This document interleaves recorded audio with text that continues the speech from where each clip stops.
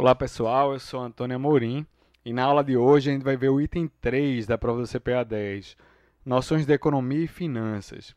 Esse item é dividido em duas partes, Noções de Economia, o item 3.1 e 3.2 Finanças, que quase todo é composto por matemática financeira.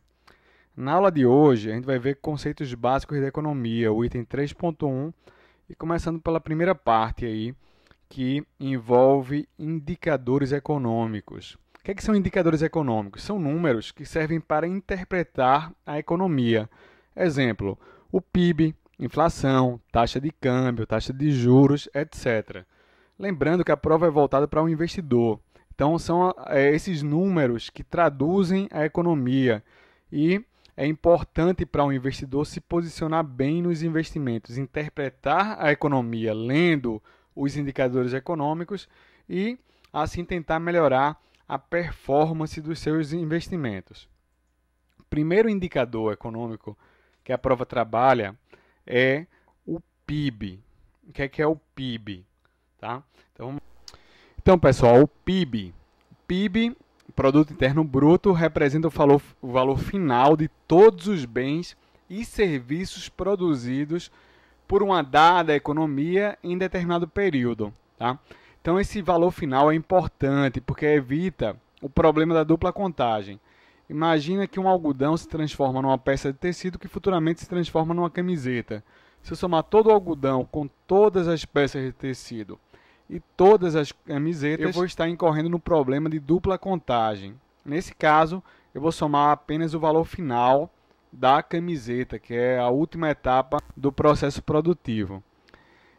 Outra coisa que eu destaco aí é que o PIB é composto por bens e serviços. Quanto mais a economia produz, maior será aquela economia. A economia norte-americana, por exemplo, é uma grande produtora de serviços e a economia chinesa é uma grande produtora de bens. Levando em consideração aí que os serviços têm um valor agregado muitas vezes maior do que os bens, né? A maior parte dos PIBs dos países desenvolvidos ou do PIB é composta por serviços. Muita gente desconhece isso. Para se chegar ao PIB, existem três maneiras distintas de mensurá-lo. A mais utilizada em provas, inclusive a que é cobrada na CPA 10, é a chamada ótica do dispêndio, ou ótica das despesas, onde o PIB é visto pelos gastos. Se houve gastos, né, aqueles gastos compraram bens e serviços que foram produzidos em uma dada economia.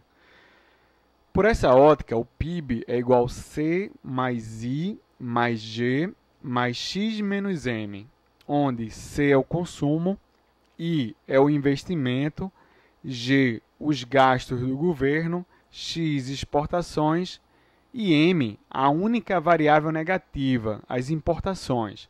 O que foi importado foi produzido em outra economia, então não entra na contabilidade do PIB local. Exemplo, um carro que foi produzido no Japão e foi comprado no Brasil, ele foi importado, portanto vai participar do PIB japonês, não do brasileiro. Então a única variável negativa, eu repito, são as importações.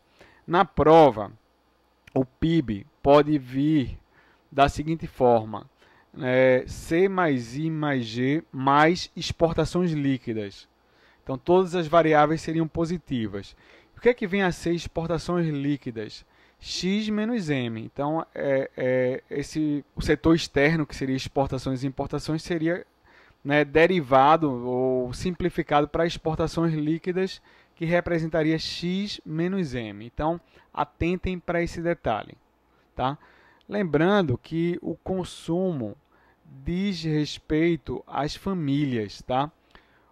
Então, quando uma família compra um carro, consumo. Quando uma empresa ou uma firma compra um carro, investimento. Se o mesmo carro é comprado pelo governo, gastos do governo.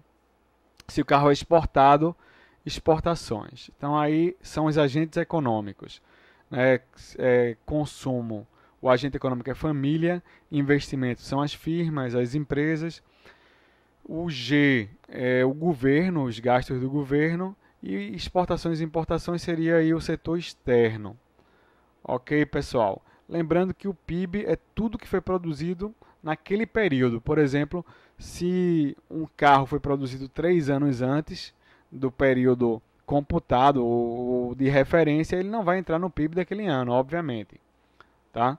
Só uma curiosidade aqui, eu trouxe para vocês um quadrinho bem interessante mostrando os maiores PIBs de 2012. O PIB norte-americano é o maior de todos, com 15,5 trilhões de dólares, seguido pela China, que recentemente ultrapassou o Japão, e tem um PIB mais ou menos metade do norte-americano. O Japão tem um PIB de 6,1 trilhões de dólares, a Alemanha é o maior PIB da Europa, 3,7 trilhões, seguida pela França com 2,9 trilhões, e o Brasil, que no PIB nominal aí é o sexto maior do mundo, passando o Reino Unido e a Inglaterra. Sexta maior economia do mundo.